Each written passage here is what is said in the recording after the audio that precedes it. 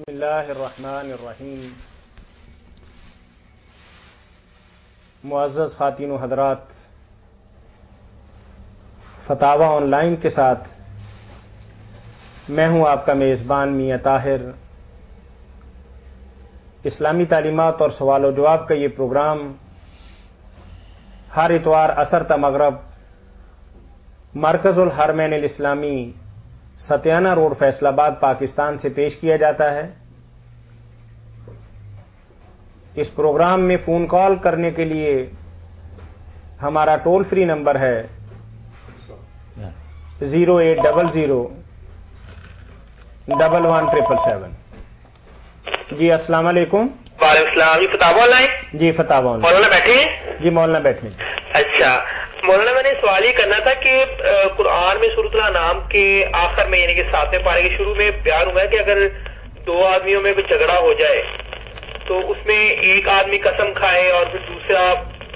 گواہ قسم کھائیں، تو اس کا کیا طریقہ ہے؟ یعنی کہ جو آج کل رائج ہے کہ قرآن پہ ہاتھ رکھ کے قسم کھائیں، اس کا کیا طریقہ کرنا چاہیے؟ یعنی آپ کا سوال یہ ہے کہ جو آج کے دور کے اندر قرآن کریم پہ ہاتھ رکھوا کے یا سر پہ اٹھوا کے حلف دلایا جاتا ہے، اس کی شرعی حیثیت کیا ہے؟ بیان ہوا ہے کہ وہ ایک آدمی سفر پہ تھا تو اس نے اس کا ٹائم ہو گیا، آخری ٹائم، تو اس نے دو گواہ بنا کے جو اپنا سامان اپنے گھر والوں کو بھیجا، تو گھر والوں نے گواہوں نے کوئی ہیرا پھیری کر لی، تو اس وجہ سے اس میں واقعہ بن ہوا قرآن مجید میں، تو اس کی کیا ہے؟ آپ کا پہلے تو یہی سوال تھا نا، قرآن کریم کو ہاتھ لگانا یا سر پہ اٹھانا؟ جی جی بالکل۔ اور دوسرا سوال یہ ہے کہ مرنے والے نے کسی کو دو گواہ بنایا۔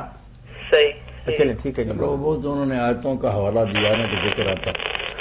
مگر آپ نے ذکر کیا کہ یہ سورہ الانعام میں ہے، سورہ الانعام میں نہیں، سورہ المائدہ میں ہے نا یہ جی آخر میں، بالکل جی جی بالکل، سورہ المائدہ میں ہے نا؟ جی جی ہاں، غلطی سے آپ نے نا سورہ الانعام کہہ دیا، سورہ المائدہ میں ہے یہ قصہ۔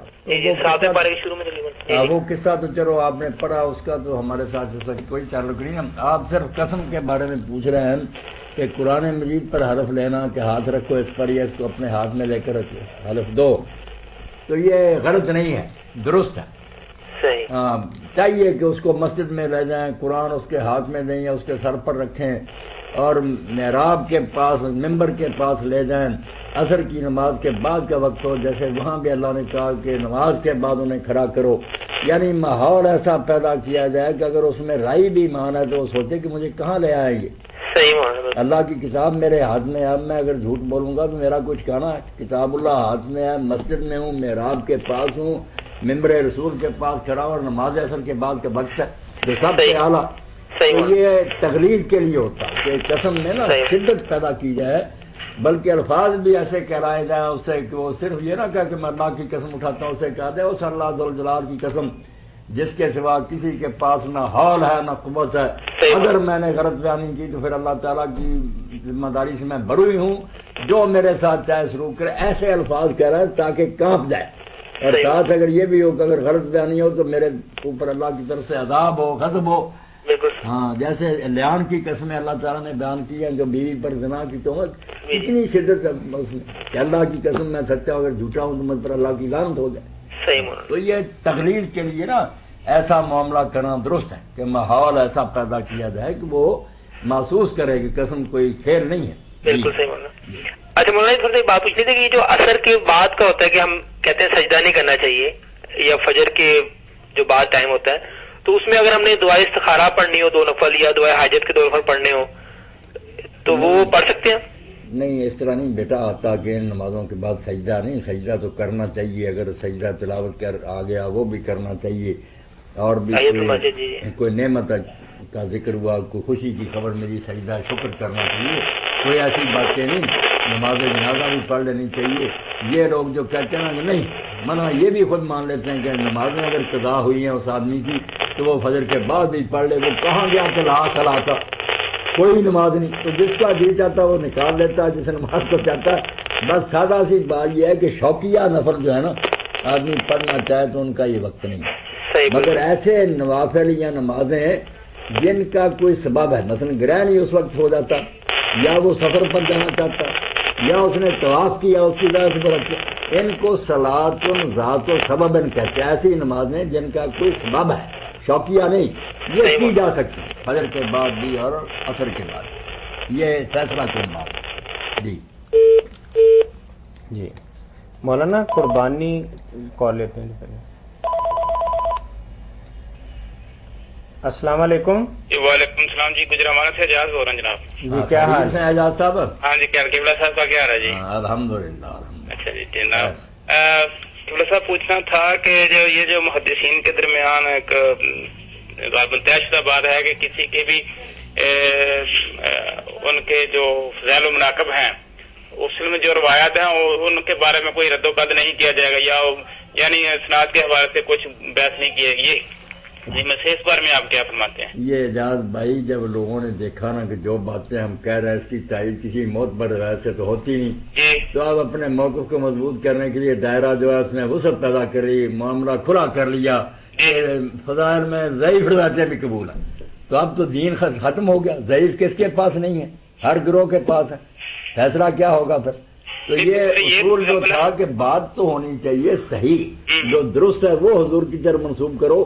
اگر یہ ضعیف ہے تم کہہ سکتے ہو کہ حضور نے کہی، اور جنہوں نے کہا کہ ضعیف قبول کرو انہیں بے شمار شرطیں لگائی ہیں، جن میں سے یہ بھی ہے کہ وہ زیادہ ضعیف نہ ہو، بالکل اس میں جھوٹے اور ایسے نہ راوی ہوں۔ دوسری بات یہ کہ اس کو حضور کی حدیث نہیں کہنا، ہرگز نہ بیان کرنا، نہ کہنا، یہ کہہ دینا کہ ایسا روایت کیا جاتا ہے، ایسا کہا جاتا ہے، یہ بھی شرط ہے۔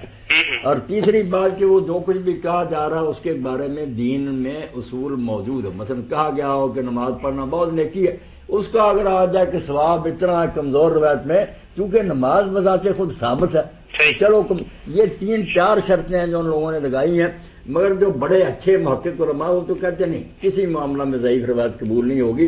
کیونکہ یہ ضعیف روایت سے فضائل نہیں ثابت کرتے۔ اعجاز بھائی آپ تو جانتے ہیں اس سے عقیدے ثابت کرتے ہیں، ہر گروہ سے آگے کچھ نتیجے نکالتا ہے، کوئی امامت ثابت کرتا ہے، کوئی صحابہ کی خلافت راستہ ثابت کرتا، بات فضائل تک کہاں رہی؟ اس سے تو باقاعدہ نظریے پیدا ہوتے ہیں اور فساد امت میں پیدا ہوتے ہیں، اس لیے صحیح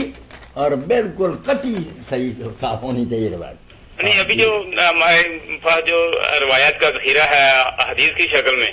اس میں تو یہ تفصیل نہیں ہے، اس میں تو سبھی چیزیں شامل ہیں۔ پھر ابھی جو مثلا بخاری شریف اس کے مقدمے نے لکھا ہے کہ آپ کو 6 لاکھ حدیثیں یاد تھی، جبکہ بخاری میں صرف میرا خیال میں 6000 کے لگ بھگ حدیث ہیں۔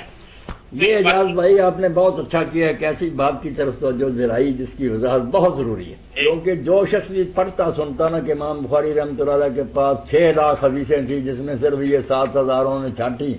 تو وہی کہتے ہیں منکرین حدیث بھی اور دوسرے یار اتنی گپیں دین میں جب شامل ہو گئیں، تو جب امام بخاری نے 6-7 ہزار چھانٹی ہیں 6 لاکھ میں سے، ان میں بھی ہو سکتا کئی پھر اس طرح کی، تو اب سن لیں بات ایسے نہیں ہے، وہ 6 لاکھ ہی ہیں اس میں 6000 میں تھا کیا، چھوڑ نہیں دیا کچھ بھی۔ حدیث جو ہے نا اعجاز بھائی، جب ایک ہی روایت ہو کہ مثلا انما الاعمال بالنیات، یہ امام بخاری سے 10-15 استادوں نے بیان کی، اس نے بھی بیان کی، دوسرے کے پاس گیا اس نے بھی، اب جتنے اس کے طریق ہیں نا وہ سندیں، امام ان کو گنیں گے کہ میرے پاس یہ 100 حدیث ہے، حدیث ایک ہی رہے گی، حدیث نہیں رہتا۔ اگر مضمون یہ ہے کیا الحج عرفہ، بیان کرنے والے اس کے 1500 ہیں، تو وہ 1500 حدیث کی نہیں جائے گی۔ جو لوگ اس سے واقف نہیں وہ سمجھتے ہیں کہ مضمون ہی بے شمار تھے جن میں سے اتنے صحیح نکلے، متن تھوڑے ہی تھے، وہ محفوظ ہیں سارے، اور اس کی سندیں جو تھی نا، امام بخاری نے جب معیار کڑا مقرر کیا کہ میں تو راوی وہ لوں گا جو اپنے استاد کے ساتھ بہت دیر رہے، یہ جو نا 1-8 دن آیا دوسرے قبول کر رہے تھے سچا نہیں، یہ کہتے ہیں اس کا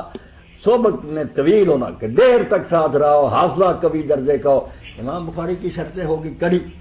وہ نہیں مانتے کہ صرف یہ ہم ثابت کریں کہ وہ ایک ہی زمانے کے لوگ تھے۔ امام مسلم وغیرہ دوسرے سارے یہ مان لیتے ہیں کہ اگر زمانے کے ہے نا تو وہ کہتا اس سے ہے آئی مجھے، وہ کہتے ہیں اس سے سنی ہوگی اس نے، امام کہتا میں نہیں مانوں گا، لقاء ثابت کرو کہ یہ اس سے ملا تھا،